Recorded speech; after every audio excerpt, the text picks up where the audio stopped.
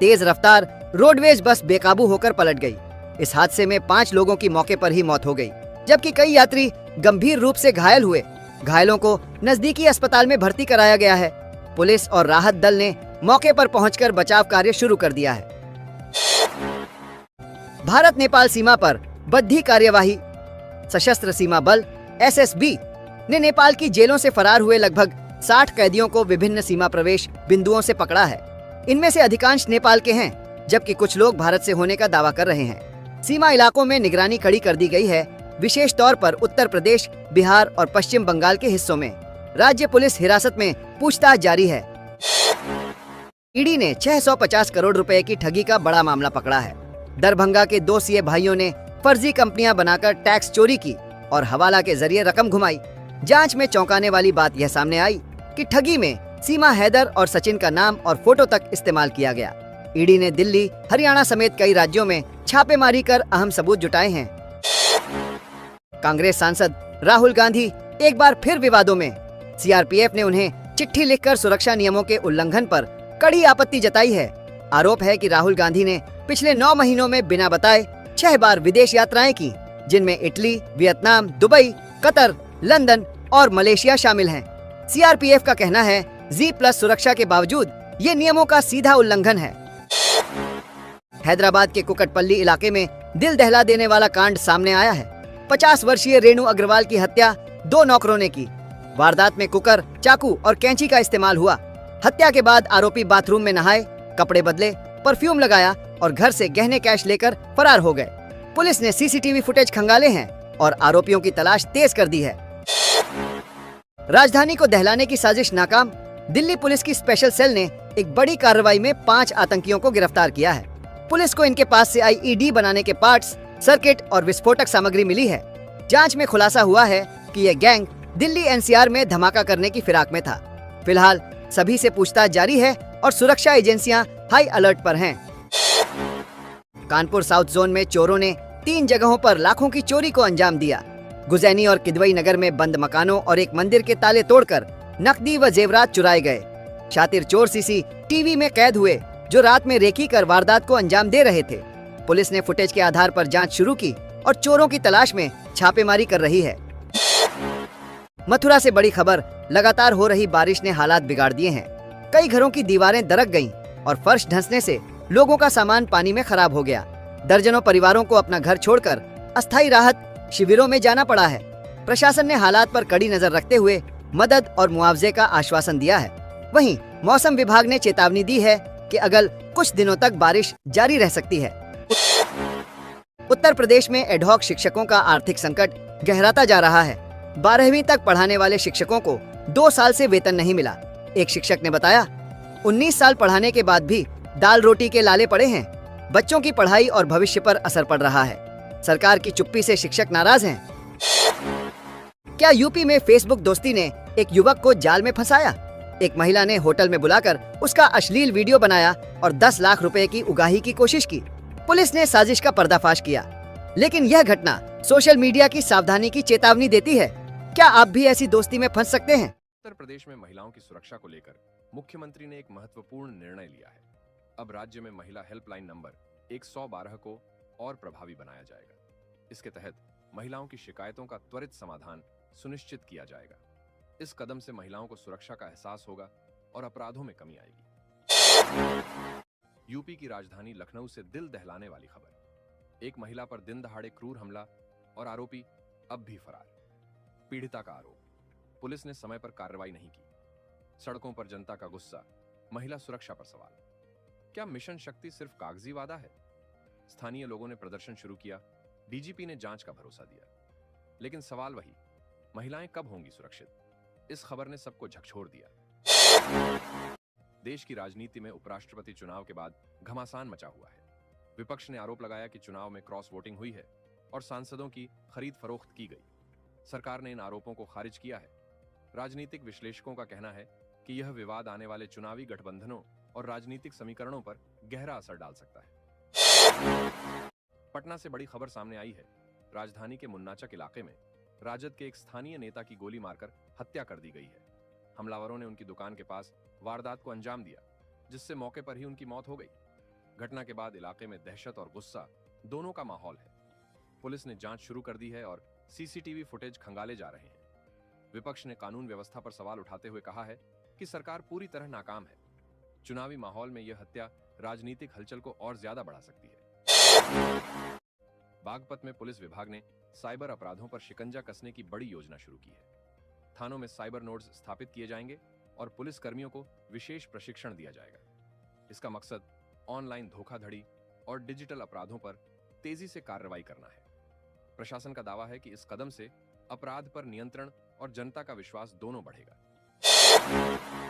बिहार सरकार ने बेरोजगारी पर बड़ा वार किया है। नई स्कीम के तहत 10,000 युवाओं को फ्री स्किल ट्रेनिंग और नौकरी दी जाएगी। आईटीआई में नए कोर्स शुरू और महिलाओं के लिए 20% आरक्षण। लक्ष्य है बेरोजगारी को 15% कम करना। युवाओं में जोश, पर क्या यह वादा पूरा होगा? रोजगार की नई उम्मीद जगी। वाराणसी में प्रधानमंत्री नरेंद्र मोदी ने मॉरिशस के प्रधानमंत्री का भव्य स्वागत किया। इस दौरे के दौरान सुरक्षा व्यवस्था बेहद सख्त रही और कई स्थानीय नेताओं को नजरबंद किए जाने की खबरें सामने आईं। विपक्ष ने इसे लोकतांत्रिक अधिकारों का हनन बताया है। वहीं सरकार का कहना है कि यह कदम सुरक्षा कारणों से उठाया गया। इस घटनाक्रम ने स्थानीय राजनीति में हलचल तेज कर दी है। नेपाल में हालात बिगड़ते जा रहे हैं। राजधानी काठमांडू और कई जिलों में प्रदर्शनकारियों और सुरक्षा बलों के बीच हिंसक झड़प हुई है। सड़कों पर पत्थरबाजी, आगजनी और तोड़फोड़ की घटनाएं सामने आई। स्थिति को काबू में करने के लिए पुलिस ने आंसू गैस और लाठीचार्ज का इस्तेमाल किया। राजधानी में सुरक्षा बलों की अतिरिक्त तैनाती की गई है। राजनीतिक अस्थिरता और सरकार विरोधी गुस्से से माहौल और गर्मा गया है। महिलाओं के लिए सुनहरा मौका। केंद्र सरकार ने पीएम महिला उद्यमिता योजना को और बड़ा कर दिया। 5 लाख महिलाओं को मिलेगा 10 लाख तक का लोन और फ्री बिजनेस ट्रेनिंग। ग्रामीण इलाकों पर खास फोकस ताकि बेरोजगारी पर लगे चोट। केंद्रीय मंत्री निर्मला सीतारमण ने कहा, यह आत्मनिर्भर भारत का नया कदम। क्या यह योजना महिलाओं की तकदीर बदलेगी? सशक्तिकरण की नई लहर शुरू।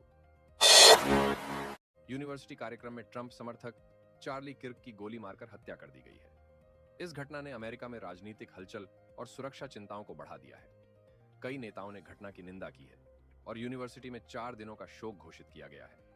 इस हमले के राजनीतिक और सामाजिक प्रभाव बड़े हैं, क्योंकि इससे देश में राजनीतिक मतभेद और सुरक्षा नीतियों पर बहस तेज हो सकती है। यह घटना वैश्विक स्तर पर भी सुर्खियों में बनी हुई है। नमस्कार, आज हम आपके लिए लाए हैं यूपी बिहार देश विदेश की 10 चौंका देने वाली खबरें, राजनीतिक हलचल, सरकार के ताजा फैसले और समाज से जुड़े मुद्दों की पूरी जानकारी। क्या आप तैयार हैं? तो चलिए शुरू करते हैं आज की सबसे बड़ी ब्रेकिंग न्यूज। अलर्ट जारी। मौसम विभाग ने 32 जिलों में आज वज्रपात और तेज बारिश की चेतावनी दी है। तराई और पूर्वी जिलों में अगले 4 से 5 दिन मानसून सक्रिय रहने का अनुमान। नदी तट और निचले इलाकों में जल जमाव की आशंका। प्रशासन ने किसानों, यात्रियों और स्कूलों से सतर्क रहने को कहा है। जो लोग बाहर हैं वे सुरक्षित स्थान ढूंढें और स्थानीय अपडेट फॉलो करें। नेपाल में बढ़ते राजनीतिक तनाव के बीच उत्तर प्रदेश सरकार ने चेतावनी जारी करते हुए हाई अलर्ट घोषित किया है। सीमा जिलों में अतिरिक्त पुलिस तैनात की गई है और सोशल मीडिया पोस्ट्स पर निगरानी बढ़ा दी गई है। अफवाह फैलाने वालों पर कड़ाई से कार्रवाई की चेतावनी दी गई है। प्रशासन ने कहा कि राज्य की शांति और सुरक्षा बनाए रखना सर्वोपरि है। बागपत से दर्दनाक खबर। एक मां ने कथित तौर पर अपनी 3 बेटियों की हत्या की और बाद में खुदकुशी कर ली। पूरे इलाके में शोक और सदमा व्याप्त है। पुलिस ने क्षेत्र को सील कर दिया है और रिश्तेदारों व पड़ोसियों से पूछताछ कर रही है। शुरुआती जांच में आर्थिक परेशानियों और मानसिक तनाव का संकेत मिला है। यह घटना सामाजिक चेतना को झकझोर रही है। कांग्रेस नेता राहुल गांधी आज रायबरेली में रैली करेंगे। प्रशासन ने सुरक्षा व्यवस्था चाक चौबंद कर दी है। कार्यकर्ता जनसंपर्क अभियान में लगे हैं, जबकि विपक्षी दल भी सक्रिय हुए हैं। यह द्वारा विधानसभा चुनाव के दृष्टिकोण से अत्यंत महत्वपूर्ण माना जा रहा है। स्थानीय राजनीतिक माहौल गरमाने की पूरी संभावना है। बिहार के मतदाताओं को बड़ी राहत। सुप्रीम कोर्ट के निर्देश पर चुनाव आयोग ने कहा है कि जिन लोगों का नाम मतदाता सूची से हटा दिया गया था, वे आधार कार्ड दिखाकर नाम फिर से जोड़ सकते हैं। अंतिम सूची 30 सितंबर तक प्रकाशित होगी और सुधार के लिए अंतिम मौका रहेगा। यह कदम चुनाव प्रक्रिया को पारदर्शी और व्यापक बनाने की दिशा में अहम माना जा रहा है। वैशाली में दर्दनाक कांड। एक पिकअप वैन चालक का अपहरण कर हत्या कर दी गई। पुलिस ने शव बरामद कर पोस्टमार्टम भेज दिया है। शुरुआती जांच पुरानी रंजिश की ओर इशारा कर रही है। इलाका दहशत में है और परिजन टूटे हुए हैं। पुलिस कई जगह छापेमारी कर रही है और आरोपियों को पकड़ने की कोशिश तेज कर दी है। जहानाबाद में पुलिस विभाग में बड़ा फेरबदल, 47 अधिकारियों का तबादला हुआ है, जिनमें 19 थानाध्यक्ष शामिल हैं। यह निर्णय आगामी त्योहारों और विधानसभा चुनावों के दृष्टिकोण से लिया गया है। नए अधिकारियों को तुरंत जिम्मेदारी दी गई है। सरकार ने कानून व्यवस्था को मजबूत बनाए रखने का संकल्प लिया है। अंतर्राष्ट्रीय मोर्चे पर अमेरिका के पूर्व राष्ट्रपति डोनाल्ड ट्रंप ने कहा कि वे प्रधानमंत्री नरेंद्र मोदी से बातचीत करना चाहते हैं। उनका मानना है कि इससे व्यापारिक रिश्तों को नई ऊर्जा मिलेगी। इस बयान ने कूटनीतिक और व्यापारिक माहौल में हलचल पैदा कर दी है। रेलवे ने त्योहारों पर यात्रियों के लिए 202 विशेष ट्रेनों के संचालन की घोषणा की है। इन ट्रेनों से सफर आसान और भीड़ कम होगी। अतिरिक्त डिब्बों की व्यवस्था भी की गई है। रेलवे ने यात्रियों से जल्द टिकट बुक करने की अपील की है। यह कदम त्योहारी सीजन में राहत देने वाला साबित हो सकता है। नेपाल में राजनीतिक उथल-पुथल और हिंसा तेज हो गई है। कई स्थानों पर प्रदर्शनकारियों और सुरक्षा बलों के बीच संघर्ष हो रहा है। भारत ने चिंता जताते हुए सीमा पर सुरक्षा बढ़ा दी है और भारतीय विदेश मंत्रालय स्थिति पर नजर बनाए हुए है। क्षेत्र में शांति और स्थिरता बनाए रखने के प्रयास जारी हैं।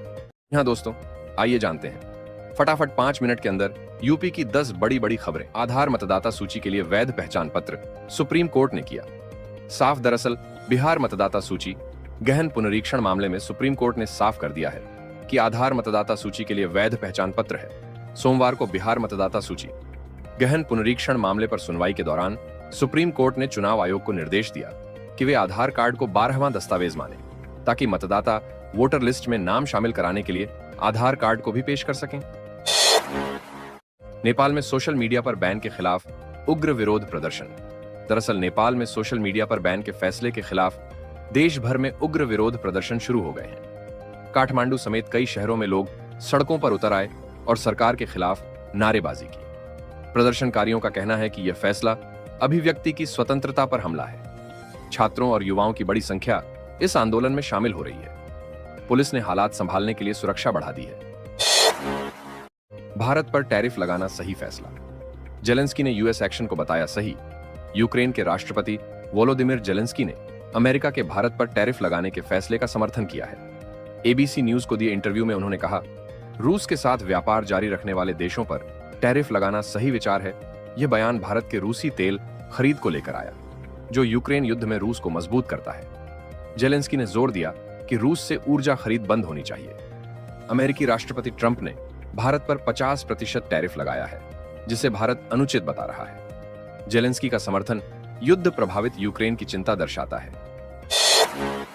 क्या भारत में टिकटॉक से हटेगा प्रतिबंध? केंद्रीय मंत्री अश्विनी वैष्णव ने दिया जवाब। भारत में टिकटॉक पर लगी बंदी हटाने की कोई योजना नहीं है। केंद्रीय आईटी मंत्री अश्विनी वैष्णव ने मनी कंट्रोल को दिए इंटरव्यू में स्पष्ट किया कि सरकार में इस मुद्दे पर कोई चर्चा नहीं हुई, कोई प्रस्ताव ही नहीं आया है। उन्होंने कहा, अगस्त में कुछ नेटवर्क्स पर वेबसाइट एक्सेस होने से अफवाहें उड़ी, लेकिन राष्ट्रीय सुरक्षा के कारण 2020 से बैन कायम रहेगा। यूपी में मुख्तार अंसारी के बेटे अब्बास अंसारी की विधायकी हुई बहाल। गैंगस्टर राजनेता मुख्तार अंसारी के बेटे व मऊ से विधायक अब्बास अंसारी की विधानसभा सदस्यता बहाल हो गई है। हेट स्पीच केस में एमपी एमएलए कोर्ट से 2 वर्ष से अधिक की सजा मिलने के बाद उनकी सदस्यता को खत्म किया गया था। हाल ही में इलाहाबाद हाईकोर्ट ने हेट स्पीच मामले में उनकी सजा पर रोक लगाई थी। सोने की कीमत में गिरावट दर्ज की गई है। आज सोना 200 रुपए प्रति 10 ग्राम सस्ता हो गया, जिससे ग्राहकों को थोड़ी राहत मिली है। वहीं चांदी की कीमत में भी कमी आई है। विशेषज्ञों के अनुसार वैश्विक बाजार में मंदी और डॉलर के मजबूत होने से कीमती धातुओं के दाम घटे हैं। निवेशक अब नई कीमतों पर खरीदारी पर विचार कर रहे हैं। लाल किला परिसर से सोने के एक नहीं 3 कलश हुए थे चोरी। दरअसल दिल्ली के लाल किला परिसर से चोरी हुए करोड़ों रुपए के सोने हीरे जड़ित कलश मामले में दिल्ली पुलिस की क्राइम ब्रांच ने आरोपी को उत्तर प्रदेश के हापुड़ से गिरफ्तार कर एक कलश बरामद किया है। पुलिस के मुताबिक गिरफ्तार आरोपी का नाम भूषण वर्मा है और पूछताछ में उसने दावा किया है कि एक नहीं बल्कि 3 कलश चोरी हुए थे।